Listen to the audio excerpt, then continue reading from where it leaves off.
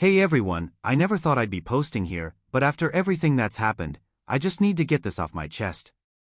Maybe someone out there can learn from it, or at least be entertained by the mess my life became. So, let me start from the beginning.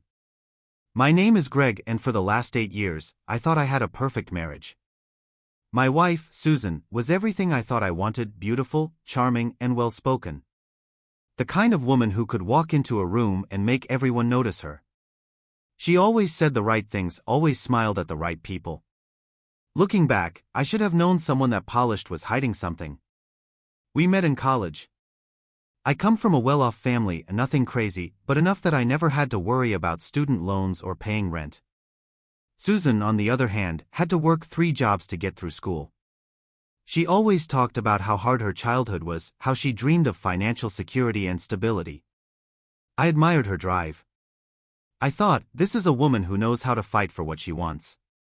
We got married young, right after graduation. At the time, I thought she loved me. I mean, why wouldn't she? We had fun together, traveled, built a life. But in hindsight, I think she saw me as a ticket out of struggle. A way to skip the grind and jump straight into comfort. And I, like an idiot, handed her exactly what she wanted. My family owns a successful business, and I was set to take over one day. Susan never had to work, though she always pretended she wanted to. She'd start projects: photography, real estate, even a blog at one point, but never really stuck with anything. She didn't need to. We had a beautiful home, luxury cars, vacations whenever we felt like it. From the outside, we were the perfect couple. And for a while I believed it.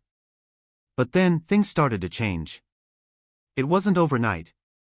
It was slow, subtle. At first, I thought it was just normal marriage stuff: less excitement, less passion. She started acting distant, but when I asked, she'd just say she was stressed. I believed her. Then, about a year ago, we got some devastating news: Susan was infertile. We had been trying for kids, and she was convinced it would happen any day. But after months of nothing, we went to a doctor and the truth came out. She took it hard. She stopped being affectionate, started spending more time out with her friends, women from her Pilates class, or so she said. She'd go shopping, have long lunches, stay out late. When I tried to talk to her, she'd snap. I just need space, Greg. I'm dealing with a lot. I wanted to be supportive, so I gave her space. That was my first mistake. At first, I chalked it up to stress. The infertility news had hit Susan hard, and I figured she just needed time. I tried to be understanding. I planned weekend getaways, bought her little gifts, tried to bring back the spark. But nothing worked. She barely looked at me anymore. Then, the spending started. Susan had always liked nice things, but suddenly it was excessive. New designer bags, spa trips, expensive jewelry, things she never used to care about. She'd come home with bags from high-end stores, smiling like a kid on Christmas. What's all this?" I asked one evening when she walked in with another armful of shopping bags. She waved a hand dismissively. "Retail therapy." "With what money?" She rolled her eyes. Relax, Greg. We can afford it." That was true, but something about the way she said it made my stomach turn. Like she didn't even see it as our money anymore. Like she had a separate life I wasn't part of. Then came the phone secrecy. She used to leave her phone anywhere, on the couch, on the kitchen counter. Now? It was glued to her hand. She'd angle the screen away from me. If it buzzed while she was across the room, she'd sprint to grab it before I could even glance at it. One night, I jokingly reached for it. "Who are you texting, the president?" She snatched it back so fast I barely saw her move. Greg, don't start." I wasn't starting anything. But something in her eyes told me she was hiding something. I started paying attention. Her mood swings were wild. Some days she was distant, cold. Other days, she was overly sweet, almost too affectionate, like she was overcompensating. She'd get all dressed up, saying she was going out with her friends, but something didn't add up. One night, she claimed she was having dinner with Megan from Pilates. I texted Megan. She had no idea what I was talking about. That was when I knew. Susan was lying to me. I just didn't know why yet. Once I caught Susan lying about her plans, I couldn't ignore the feeling anymore. Something was wrong. I didn't confront her right away. I wanted proof. I needed to know exactly what I was dealing with. So, I started paying attention to the little things. She became obsessed with her looks more than usual. She was always well-dressed, but suddenly, it was like she was preparing for a runway show every day. New lingerie that I never saw her wear for me, expensive perfume, tighter dresses. Her gym routine changed too. She used to go in the mornings, but now she started going at night. And not just for an hour, sometimes she wouldn't be home until close to midnight. It was a tough workout, she'd say, tossing her bag onto the floor. Right. Because Pilates now involved coming home smelling like men's cologne? Then, there were the random bursts of happiness. Some nights, she'd be in the best mood, ordering takeout, pouring wine, laughing like nothing was wrong. Those were the nights I was certain she had seen him. I wasn't stupid. Then, I found the receipt. It was sitting on the nightstand one morning, a hotel bar charge. The name of a place I hadn't been to in months. I picked it up, staring at the date. Just a few nights ago, the same night she told me she was having dinner with her friends. My blood ran cold. I had suspected. But now? Now I knew. Susan was cheating. I just didn't know who with. Wasn't going to accuse her without solid proof. A single hotel receipt? She'd just talk her way out of it. I needed to know exactly who she was sneaking around with. So, I did something I never thought I'd do. I followed her. That Friday, she got all dressed up, heels, a tight black dress, the expensive necklace I bought her last Christmas. She didn't dress like that for our date nights anymore. I'm meeting the girls, she said casually, picking up her purse. Which ones? I asked. She hesitated. Just for a second. But it was enough. Oh, you don't know them, she said quickly. It's a new group from the gym. I nodded, acting like I believed her. They have fun. The second she pulled out of the driveway, I grabbed my keys and followed at a distance. She didn't go to a restaurant. She didn't go to a bar. She went straight to a luxury hotel downtown. I parked across the street, my heart pounding as I watched her step out of the car, fixing her hair, glancing around like she was checking if someone was watching. Then he walked out. Tall. Expensive suit. Slick back hair. I knew him. David. A family friend. My father's business partner's son. The guy who had always been around. We'd played golf together. Had drinks together. I had even invited him to our house for dinner before. And now? He was kissing my wife in front of a damn hotel. I gripped the steering wheel so hard my knuckles turned white. I should have gotten out of the car. I should have confronted them right there. But I couldn't move. I just sat there, watching as Susan wrapped her arms around him, whispering something in his ear before they disappeared into the hotel. My stomach turned. My vision blurred. This wasn't just some fling. This wasn't just a mistake. She had been sneaking around with him. And suddenly everything made sense. The expensive gifts. The obsession with wealth. The way she had started treating me like an obligation instead of a husband. She wasn't just cheating. She was upgrading. Or at least she thought she was. I barely slept that night. Every time I closed my eyes, I saw her smiling at her phone, texting him. James. Some guy I didn't even know existed until an hour ago, yet he had been in my wife's bed. I wanted to throw her out right then. I wanted to scream at her, break something, do anything to make her feel the same pain she was putting me through. But then a different thought crept in. Throwing her out? Yelling? That would give her control. She'd cry, play the victim, tell everyone I overreacted. No. If she was going to destroy our marriage, I wasn't going to make it easy for her. I was going to make her pay. First, I needed more proof. Screenshots weren't enough. If this was going to cost her, I had to do it right. Step 1, get confirmation. The next morning I played it cool. Kissed her on the cheek, told her I had a busy day ahead. She barely acknowledged me, too busy on her phone, probably texting James about their next little meetup. I had a friend, Mark, who was a private investigator. Well, technically a security consultant, but he had helped people track cheating spouses before. I gave him a call. Greg? You never call me this early. What's up? I need you to follow my wife. A pause. Then, sh*t. Can you do it? I'll send a guy. Just like that, the pieces were in motion. Step 2, play the part. The hardest part was pretending everything was normal. That night, I made dinner, opened a bottle of wine, even massaged her shoulders. She was tense, probably nervous about her upcoming spa day. Something on your mind? I asked. She gave me a quick smile. No, just tired. Liar. The next morning, she left early, dressed way too nice for a spa. She kissed my cheek, told me not to wait up, and walked out the door. 10 minutes later, Mark texted me. As she just checked into the hotel with a guy. Want pics? I clenched my jaw. Yes. Step 3, set the stage. I wasn't just going to confront her. That was too easy. She needed to feel everything I was feeling, the shock, the humiliation, the rug being pulled out from under her. So while she was in bed with James, I was busy making arrangements. By the time she got home, everything was about to change. By the time Susan got home that night, I had everything ready.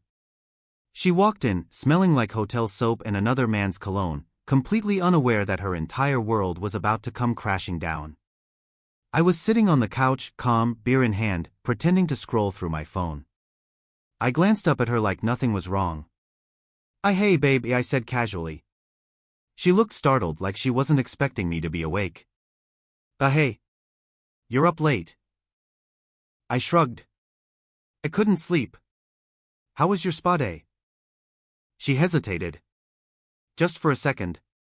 But that was all I needed. It was good, she said quickly, setting down her bag. Super relaxing. Liar. I nodded, playing along. Yeah? What treatments did you get? She blinked. A facial. And a massage. I smiled. Must have been nice. Her phone buzzed in her bag. She glanced at it so fast she probably thought I wouldn't notice. I did. I could have ended it right there. Thrown her phone at her, screamed, demanded she admit what she did. But that wasn't the plan. That was too easy. No. Susan had earned what was coming. Step 1, the documents. The next morning, while she was still asleep, I met with my lawyer. I had already gathered the evidence. Mark had delivered the photos, along with time-stamped records of her entering the hotel with James. He even got some shots of them kissing in the lobby, arms wrapped around each other like teenagers sneaking around after curfew. My lawyer went through everything and let out a low whistle. She's not gonna see this coming. That's the point. Since we had no kids, things were going to be simple.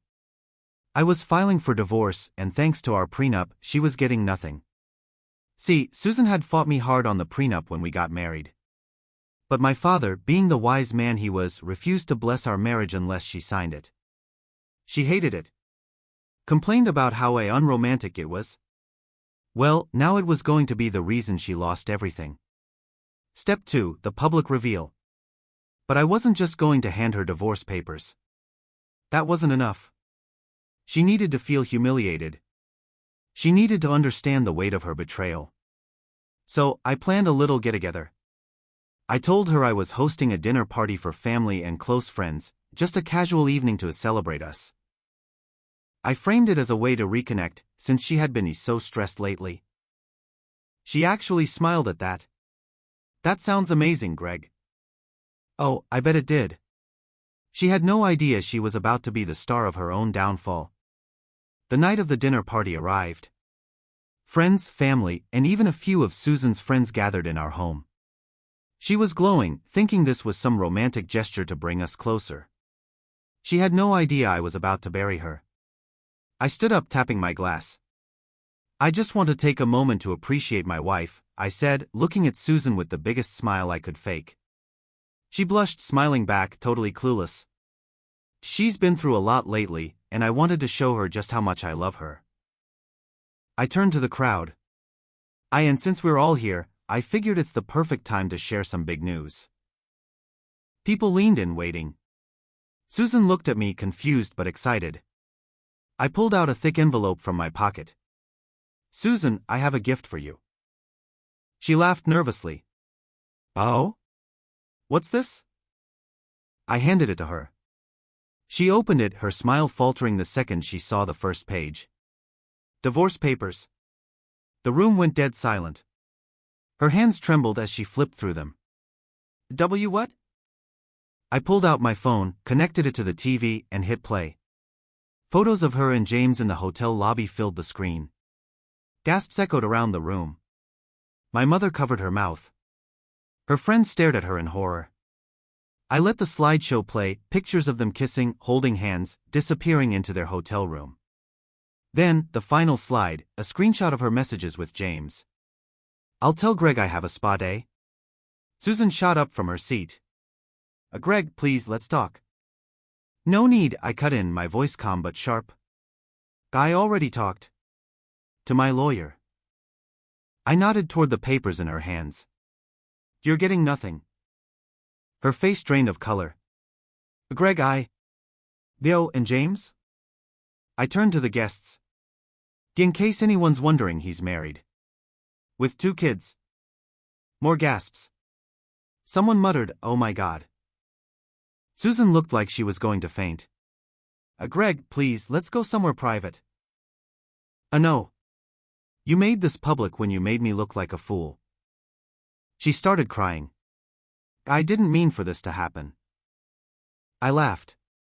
Yo, you accidentally checked into a hotel and slept with another man? Multiple times? She had nothing to say. Just tears. James' wife, who I had personally invited after finding her contact, stood up and walked straight to Susan. Slap. The sound echoed through the room. Susan clutched her cheek, stunned. James' wife didn't say a word, just turned and walked out. I downed the rest of my drink, set the glass down, and looked at my soon-to-be ex-wife. Enjoy your new life, Susan. Oh wait, I smirked. You don't have one anymore. And just like that, her perfect little world was gone. The moment the slap landed, Susan just stood there, frozen, one hand on her cheek, her mouth slightly open like she couldn't process what just happened. The entire room was dead silent. Then, James' wife, God bless her, looked Susan straight in the eyes and said, home-wrecking trash, before storming out. Susan turned to me, her eyes filled with desperation.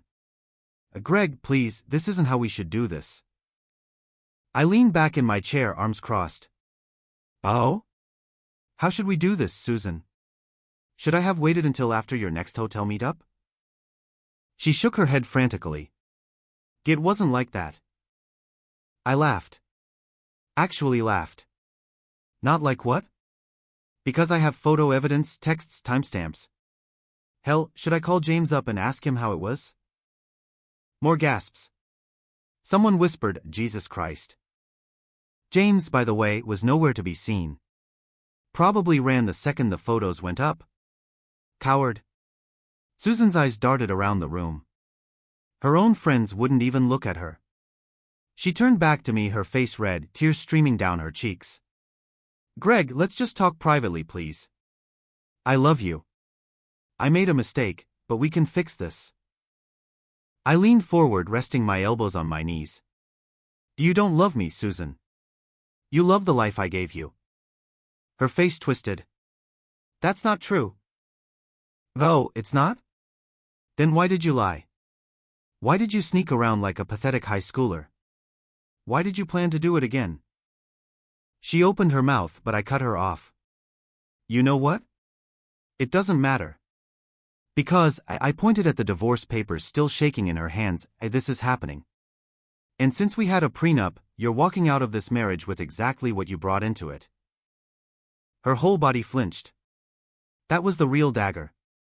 She had nothing. No savings. No job. No backup plan. I stood up and straightened my jacket. So, if you don't mind, I'd like you to pack your things and leave my house. That's when the meltdown began. She collapsed onto the floor, full-on sobbing, clutching my pant leg like some desperate child. Greg, please. Please don't do this. I made a mistake, but I love you. I need you. I stepped back, making her lose her grip. No, Susan. You needed my money. You needed my family name. You needed the comfort I gave you while you ran around with another man behind my back. She shook her head violently. I swear it wasn't about money. I just felt so lost after the infertility news. I was scared you'd leave me, Greg. I tilted my head. So, your solution was to sleep with someone else? She didn't answer. I turned to my lawyer, who was standing near the back, watching everything unfold. How long does she have to move out? Illegally? 7 days. I nodded. She can have 3. Susan gasped. Greg. 3 days, Susan. And if you're not out by then, I'll have the locks changed and your stuff on the curb. Her sobs turned into ugly wails. I didn't care. I turned to the guests, some of whom were still frozen, watching the scene unfold. Sorry for the unexpected entertainment tonight, everyone. Hope the food was good. And with that, I walked out of the room. Behind me, Susan's perfect little world was turning to ash. I walked out of the room, but I could still hear Susan sobbing behind me. Her perfect little life had just collapsed, and she had no idea what to do. Good. I went straight to my office, closed the door, and downed the rest of my drink. My hands were still shaking, not from sadness, but from adrenaline. I had done it. I had exposed her in front of everyone, stripped away the comfort she took for granted, and made sure she couldn't weasel her way out of this. But I wasn't done yet. While Susan was busy crying on the floor, I grabbed my phone and sent out a quick message to my security guy. She has 3 days. If she tries anything, let me know. No way was I letting her destroy anything on her way out. About 30 minutes later, I heard a soft knock on my office door. I already knew who it was. Greg? Susan's voice was small, weak, like she was still trying to play the pitiful victim. I didn't answer. She sniffled. Please, just talk to me. I sighed, walked over, and opened the door. She looked wrecked.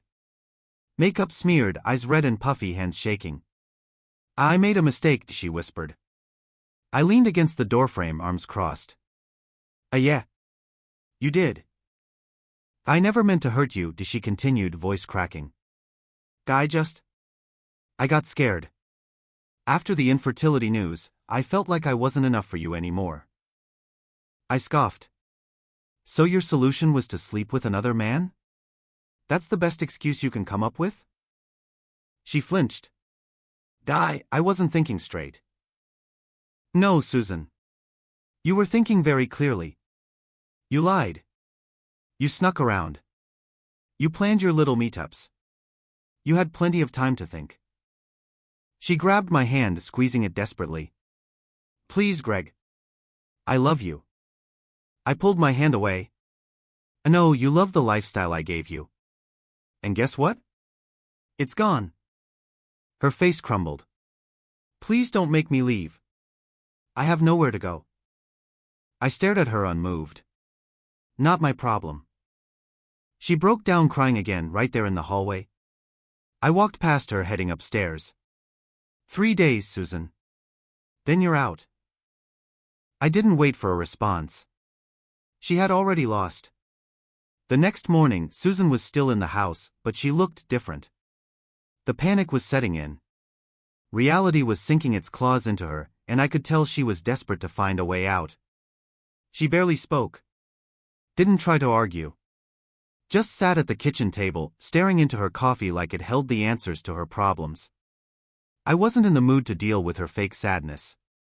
You should start packing, I said, grabbing my keys. She flinched like the words physically hurt. Greg. Can't we just... No, I cut her off.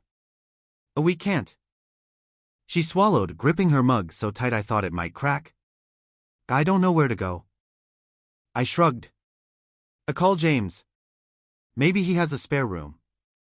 Her face crumpled. James' wife kicked him out. He's living with his brother. I almost laughed. So you ruined your life for a guy who doesn't even have a place of his own? She had no response. I turned to leave, but she reached out, grabbing my wrist. Greg, please. I'll get a job.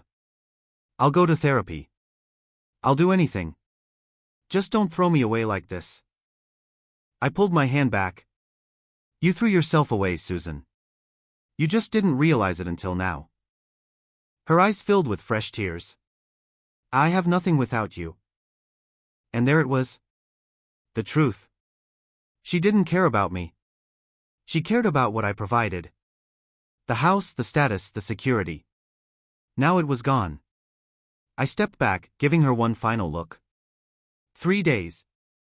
Then I walked out the door. Behind me, Susan had finally run out of lies. When I got back home that evening, Susan was still there, but something had changed. The house felt different. At first, I thought she had started packing. Maybe she had finally accepted reality. But as I walked through the rooms, I realized nothing had been touched. She was sitting on the couch, knees to her chest, staring at the floor. I tossed my keys on the table. Didn't get much done today, huh? She didn't answer. I sighed. Susan, the clock's ticking. 3 days isn't a suggestion. Still nothing. I walked closer and finally saw her face, completely empty. Like someone had sucked the life out of her. I don't know what to do, she whispered. I crossed my arms. You should have thought about that before sneaking around hotels with another man. She shut her eyes like the words physically hurt. Greg. I have nothing. I tried calling my friends. They're all ignoring me. Good. Even my parents are upset with me, she continued, voice shaking. They said I embarrassed them. Also good. She finally looked up at me, her eyes filled with pure desperation. Greg, I messed up. I know that. But please, don't throw me away like this. I'll do anything to fix it. I exhaled slowly, shaking my head. There's nothing to fix, Susan. You made your choice. Tears spilled down her face. I'll change. I swear, I'll do whatever it takes. I'll sign a postnup. I'll give you full control of our finances, just don't make me leave. I laughed. Actually laughed. You're only saying that because you lost. If I hadn't caught you, you'd still be sneaking around with James. She broke completely, sobbing into her hands. I didn't think it would end like this. I shrugged. My actions have consequences. She looked up at me again, eyes red and swollen. Is there anything I can do to make you forgive me? I didn't even hesitate. No. She let out a small, broken sound, then dropped her head again. I stood there for a moment, watching the woman who thought she had everything completely shatter. Then I turned and walked upstairs. She had 2 days left. By the second day, Susan was out of excuses. She had no friends to run to, no family willing to take her in, and no more lies to spin. But she wasn't done trying. That evening, I got home and found her in the kitchen, cooking. Candles on the table. Wine poured. Soft music playing. I almost laughed. This was her plan? She turned to me with a small, nervous smile. Hey. I made your favorite. I leaned against the doorway, arms crossed. You really think a home-cooked meal is gonna change anything? Her hands trembled as she set a plate down. I wanted to remind you of what we had. Of us. I exhaled sharply. Susan, we don't have anything. Not anymore. She bit her lip. Greg, please. Just sit with me. Eat with me. Talk to me. I stared at her for a long moment, then finally walked forward, straight to the divorce papers sitting on the counter. I picked them up and slid them across the table. Do you sign these? I asked. Her whole body stiffened. Greg. Sign. Them. Her eyes filled with tears. Can't we just? No. Her breathing grew unsteady. I don't want to lose you. I chuckled, shaking my head. You already lost me. She stared at the papers, her hands trembling. If I sign this, I have nowhere to go. Not my problem. She let out a broken laugh, a few tears slipping down her cheeks. I really messed this up, didn't I? I gave her a slow nod. Yeah. You did. For the first time, I saw it in her eyes, acceptance. She had lost. She swallowed hard, then picked up the pen. With shaky hands, she signed her name at the bottom. And just like that, Susan officially lost everything. The moment Susan finished signing, the last bit of fight drained out of her. She just sat there, staring at the papers like they were a death sentence. I picked them up, checked her signature, and nodded. Finally. She wiped her eyes, forcing a weak smile. So what now? I leaned back against the counter. Now you pack your things. You have 1 day left.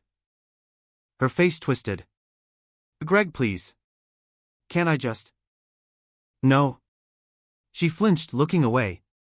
I don't even know where to go. I shrugged. Maybe James has a couch. Her lips trembled. He blocked me. I couldn't help but smirk. So you lost your husband and your affair partner. Must suck? She let out a bitter laugh. You really hate me, don't you? I thought about it for a second. No. I don't hate you. But I don't feel anything for you either. That seemed to hurt her more than if I had screamed at her. She took a deep breath, trying to steady herself. Can I at least stay until I find a job? I gave her a cold stare. You had no problem sneaking around behind my back. Figure it out. Tears welled up again, but I didn't care. I had given this woman everything, and she threw it away like it was nothing. I pushed off the counter and headed upstairs. 1 day, Susan. Then you're gone. Behind me, I heard her whisper, I don't know how to start over. I didn't bother turning around. That was her problem now. Susan didn't try to talk to me again after that. She spent the whole next day quietly moving around the house, packing her things into suitcases. She didn't have much. Most of the expensive things? I bought them. The house? Mine. The car? Mine. The bank accounts? Prenup protected. By the time the sun set, all she had left was a few bags, a couple of suitcases, and nowhere to go. I found her standing in the living room, staring at the place she once called home. I never thought it would end like this, she whispered. I crossed my arms. You should have thought about that before you cheated. She turned to face me, her eyes filled with something I hadn't seen before, regret. Real regret. Not the fake, manipulative kind. Not the kind meant to get something out of me. I was stupid, she admitted. I was selfish. And I ruined everything. I didn't say anything. She wiped her eyes. I know you'll never forgive me. And I don't deserve it. But I want you to know. I really did love you. I let out a small laugh. No, you loved the life I gave you. She didn't deny it. A long silence stretched between us before she finally picked up her bags. I guess this is it. I nodded. Yeah. It is. She lingered for a second, like she wanted to say something else. Maybe beg. Maybe ask for one last chance. But she didn't. Instead, she gave me one last, broken look before walking out the door. I didn't watch her leave. I didn't care where she went. All I knew was that Susan had finally lost. And I was free. The door shut behind Susan, and just like that, she was gone. No more lies. No more excuses. No more fake smiles while she snuck around behind my back. I stood there for a moment, letting the silence sink in. Then I exhaled. For the first time in a long time, I felt light. I walked through the house, past the empty spaces where her things used to be. It didn't feel sad. It felt right. Like the weight of her betrayal had finally been lifted. Later that night, my phone buzzed. A single text from an unknown number. Susan, I'm sorry. I hope one day you can forgive me. I stared at it for a second. Then, without another thought, I blocked her. She made her choices. She lost everything. And me? I was moving forward. Because the best revenge wasn't anger. It wasn't even making her suffer. It was watching her realize too late that I was the best thing she ever had. And she threw it all away.